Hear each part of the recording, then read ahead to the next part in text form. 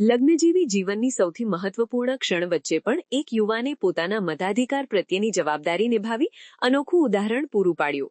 ડભોઈ તાલુકામાં સ્થાનિક સ્વરાજ્યની ચૂંટણી દરમિયાન એક યુવાને લગ્નના દિવસે પહેલા મતદાન મથક પર પહોંચી પોતાનો મત આપ્યો અને ત્યારબાદ લગ્ન મંડપમાં પહોંચ્યો હતો. લગ્નના વસ્ત્રોમાં મતદાન મથક પર પહોંચેલા યુવાનને જોઈ મતદાન કર્મચારીઓ તેમજ ઉપસ્થિત મતદારોમાં પણ ઉત્સાહનો માહોલ જોવા મળ્યો હતો.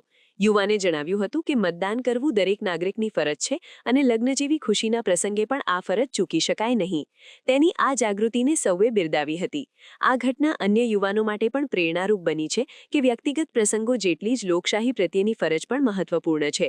પહેલા મતદાન પછી અન્ય કામનો સંદેશ આ યુવાને પોતાના વર્તન દ્વારા સાકાર કર્યો હતો. આજરોજ તારીખ 26/4/2026 ના રોજ મારું લગ્ન હોય અને સાથે સાથે સમગ્ર ગુજરાતમાં સ્થાનિક સ્વરાજ્યની ચૂંટણી હોય અને સ્થાનિક સ્વરાજ્યની ચૂંટણીમાં સૌ કોઈ મતદારો અને એક લોકશાહીનું પર્વને ઉજવતા હોય અને એક લોકશાહીના પર્વને નિમિત્તે હું આજરોજ મેં મારા નાગરિક તરીકે મતદાન કરવા માટે અમારા બૂથ પર પટેલવાડી ખાતે લગ્ન થતાં પહેલાં મેં આવીને મતદાન કરેલ છે અને અપીલ એ જ છે કે સૌ કોઈ નાગરિકો બધા જ પોતપોતાની ઘરેથી નીકળીને 100% મતદાન થાય એનું મેં આખા ગુજરાતના નાગરિકોને મેં અપીલ કરું છું. સમાચારની અવનવી અપડેટ જોતા રહો નિખરતા ગુજરાત ન્યૂઝ સાથે. નિખરતા ગુજરાત ન્યૂઝને લાઇક, શેર, સબસ્ક્રાઇબ કરો અને બેલ આઇકન દબાવીને સમાચારની ઝડપી માહિતી મેળવો.